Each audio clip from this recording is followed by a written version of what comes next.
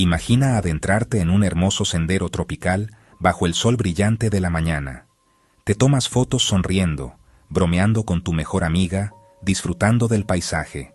Pero, solo unas horas después, la densa selva de Panamá se traga tus pasos por completo.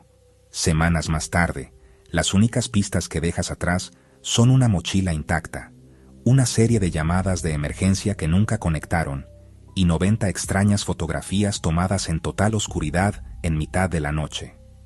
Esta es la desconcertante historia de Chris Kremers y Lisanne Froon, dos jóvenes holandesas que, en abril de 2014, cruzaron el punto de no retorno en el sendero El Pianista.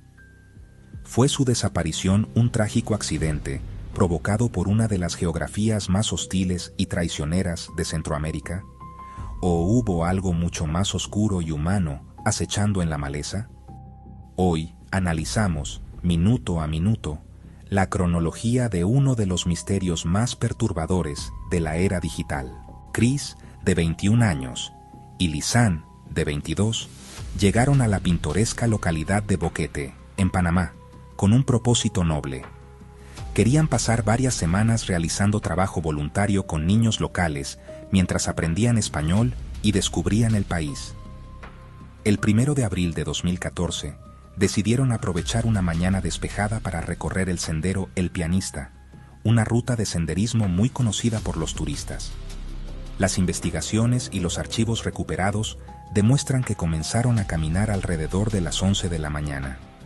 Iban vestidas con ropa ligera, shorts y camisetas, llevando únicamente una mochila azul con pertenencias básicas y una cámara de fotos. No tenían guías, pero la ruta parecía lo suficientemente clara. Todo marchaba a la perfección. La cámara digital de Lisanne registró sus rostros felices y relajados al llegar a la cumbre del mirador, aproximadamente a la 1 de la tarde. Desde ese punto, cualquier turista normal se habría dado la vuelta para regresar al pueblo a almorzar. Sin embargo, por razones que nunca sabremos con certeza, Chris y Lisanne continuaron caminando. Cruzaron la línea divisoria de las aguas y se adentraron en el área de la vertiente del Caribe.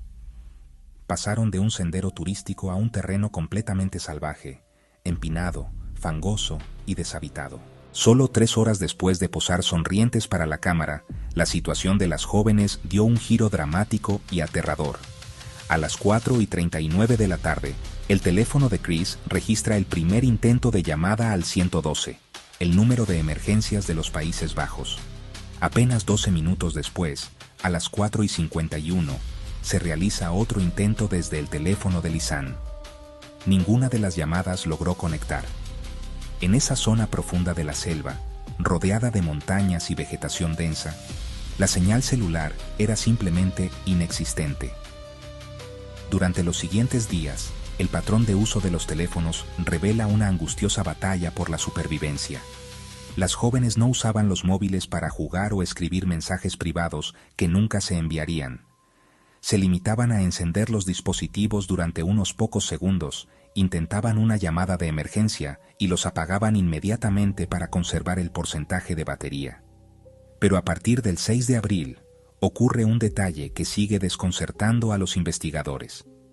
El teléfono de Chris se encendió repetidamente, pero ya no se introdujo el código PIN correcto.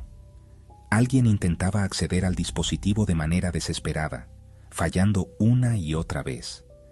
¿Se había olvidado el código debido al pánico y la deshidratación? ¿O acaso una de ellas intentaba buscar auxilio mientras su compañera ya no podía ayudarla? Para el 11 de abril, ambos teléfonos se apagaron para siempre. La búsqueda oficial por parte de las autoridades comenzó tarde y con pocos recursos, perdiéndose días vitales en los que las jóvenes aún estaban vivas.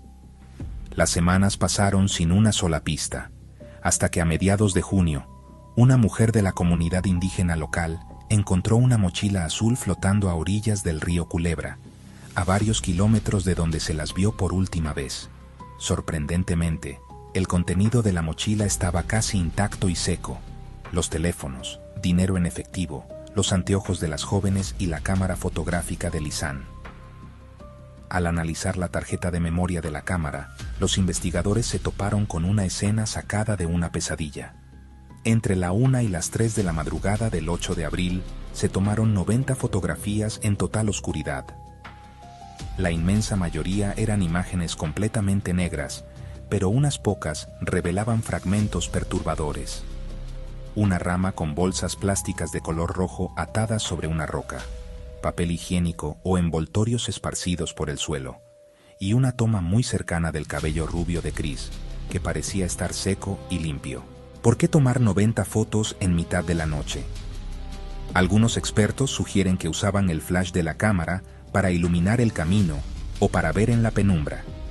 Otros piensan que intentaban hacer señales visuales a los equipos de rescate que buscaban por la zona, o tal vez documentar el lugar donde se encontraban atrapadas tras una grave caída. El descubrimiento de la mochila guió a los rescatistas hacia las profundidades del río Culebra.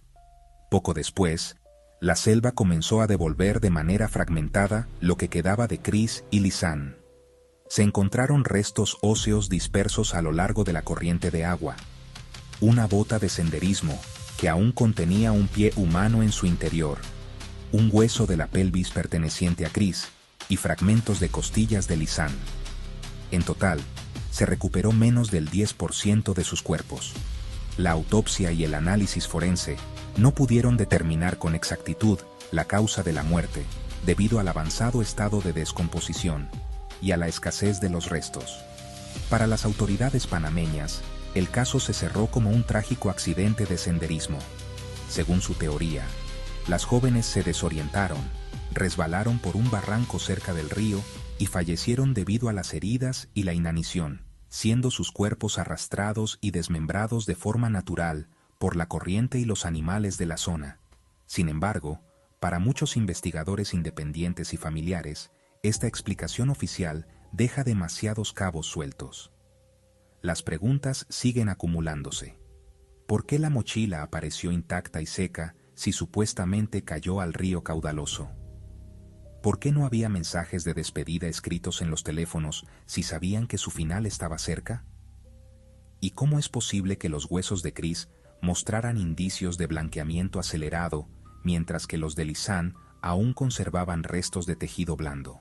Más de una década después de aquella fatídica tarde de abril, el misterio del sendero El Pianista sigue abierto en el imaginario colectivo, un laberinto de selva húmeda y densa niebla que parece aferrarse con fuerza a sus secretos más oscuros. ¿Crees que Chris y Lisanne fueron víctimas de un trágico y lamentable accidente en la naturaleza? ¿O crees que alguien más intervino en su desaparición y posterior destino? Déjame tu teoría en los comentarios. Si te ha gustado este análisis, no olvides suscribirte para no perderte los próximos misterios y activar la campana de notificaciones. Nos vemos en el próximo video.